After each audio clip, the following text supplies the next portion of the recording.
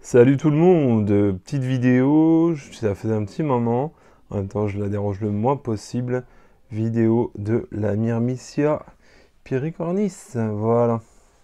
Je vais essayer de vous la montrer sans trop lui faire peur, parce que regardez la grande nouveauté, et je ne suis pas peu fier, c'est que j'ai des larves. Des larves, vous voyez comme elles sont trop chouettes? C'est encore toutes petites, enfin toutes petites, elles font déjà largement la taille d'un grain de riz cuit. Donc ce qui est déjà pas mal pour des larves de fourmis.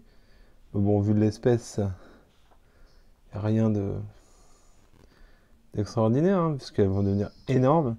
Mais voilà, je suis content, j'ai des larves. Et ça fait plaisir.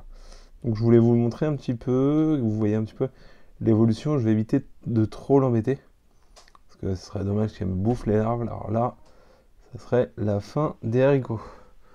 Donc elle est toujours dans la cuve, comme vous avez l'habitude de voir.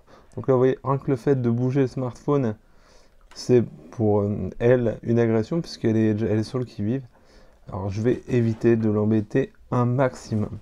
Clairement, là, pour le coup, on va la laisser tranquille. Donc je vais éviter de trop bouger devant le bac. Je vais quand même une distance de sécurité pour pas qu'elle réagisse. Là, je suis à peu près à 30 cm, 30-40 cm pour vous donner une idée. Et vous voyez, les larves, on voit qu'elles sont bien mobiles, hein. Je sais pas si vous allez voir. Donc il y a encore des œufs, mais il y a des larves là qui sont en train d'éclore. Et j'en ai une, la toute première, qui est née il y a 2-3 jours, qui est plus grosse que les autres, qui est sous les pattes de la Gine. Je sais pas si vous allez voir. La vidéo est pas forcément top, déjà de vue mon smartphone, mais également par rapport au sable. Parce que excusez-moi, le tube est quand même bien couvert de sable. Donc voilà. Ah, vous voyez comment ça bouge. C'est actif, hein. C'est pas toutes les larves de fourmis qui font ça, quoi. Là, vous voyez, ça bouge, hein. Regardez, hop, c'est hallucinant, quoi. Hallucinant. Hallucinant, quoi. Voilà, un petit peu, je suis trop content. Là, rien n'est joué encore, hein. Une fois qu'on sera arrivé au cocon, on pourra commencer à souffler. Et la libération, ça sera vraiment quand il y aura des ouvrières. Mais bon, c'est pas pour tout de suite. On a fait presque la moitié, pas encore. Parce que, en gros, comme je vous l'avais expliqué, de la larve à l'ouvrière, il y a à peu près 4 mois. Donc là, c'est pas encore gagné. Donc là, il y a 2 mois entre guillemets entre la ponte et les larves à peu près. Enfin, depuis la ponte aux larves, il y a à peu près 1 mois. Et donc moi, la gine, je l'avais reçue en juillet. Je sais pas si vous vous rappelez, mais elle a pas pondu tout de suite. Elle a pondu en septembre.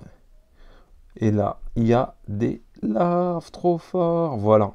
C'est vraiment une vidéo courte, hein. Je vais pas vous faire une vidéo plus longue. Mais voilà, je voulais vous montrer un petit peu ce que ça donne pour cette superbe espèce que je surkiffe. Voilà.